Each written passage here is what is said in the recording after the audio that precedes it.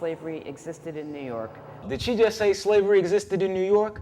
Yeah, man. Now, I know when you think of New York, you tend to think of things like the Yankees and subways and slices of pizza.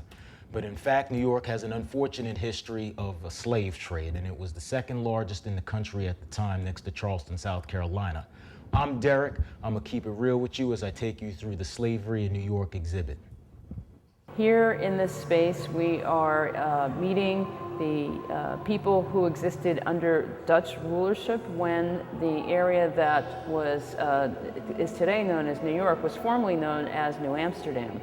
At that time, New Amsterdam was under the rulership of Director General Peter Stuyvesant. Of course, there had been other Director Generals prior to Stuyvesant, but things got to moving when Stuyvesant came on board. Peter Stuyvesant was one of the largest slave owners in the colony. Good old Pete. Pete's legacy is left all over this city. He has Stuyvesant Town, he's got Stuyvesant High School, he's got Bed-Stuy, in case you all brothers didn't know, the Stuy stands for good old Pete Stuyvesant, and Pete must have been down, I think he was probably from Brooklyn, because he had a wooden leg that had mad bling bling in it. And his leg stood out so much that the Native Americans dubbed him Peg Leg Pete. We have some statues or sculptures that have been created, these wire sculptures, to give us a sense of who these people may have been in terms of their responsibilities as laborers for the Dutch West India Company. They were responsible for digging the trenches, for building the canals, for building the wall, for carrying the timber and the lumber to create houses and other types of structures for the people who lived in New Amsterdam. So I'm gonna break it down to you. Basically, the slaves should be nicknamed vertebrae because they're the backbone of this shit. They built Trinity Church, they built Wall Street, and they built the first City Hall. How you like that?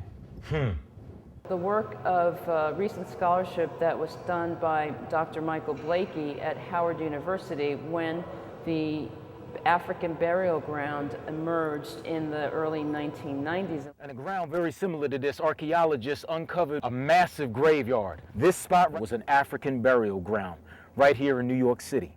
They discovered this while they were doing some pre-construction for a federal office building. Now, as a result of this discovery, Dr. Michael Blakey, who is the director of this project, now has been able to do extraordinary work at Howard University. He's been able to trace the ancestry of descendants of slaves back to specified areas in Africa. We have lots of documents to help to put the story of slavery in perspective. And so we get a sense of the types of bills of sale, the arrangements of buying and trading enslaved people. Back in the day, in the 18th century, slaves were going for about 38 pounds a person, which is approximately 5,000 US today. So forget that flat screen for Christmas and get yourself a Negro. The Dutch remained in possession of New Amsterdam until 1664, at which point the British came over and took the land from the Dutch and renamed the area New York after the Duke of York. And under the rulership of the British, that's when you get a sense that slavery becomes a little bit more harsh, a little more violent. That's Master with the whip. He ain't gonna dance on my back with that shit like he Gregory Hines. I'm out of here. Peace, y'all. We discuss the resistance efforts of those who were enslaved. We talk about the slave revolts of 1712 and 1741, where enslaved people were very angry and band together to set fires throughout the city, to, in some cases, murder their enslavers. Let me simplify shit for you, dog. Brothers got pissed.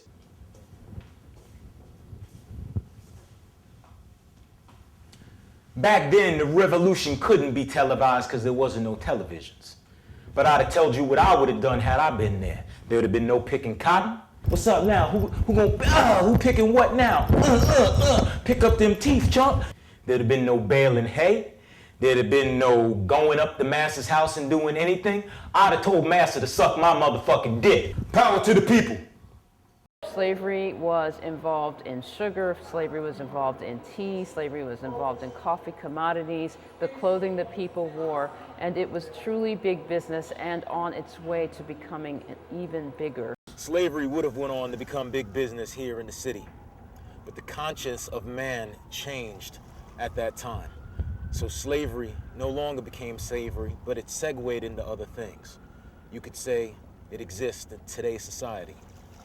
Athletics, entertainment, even the military.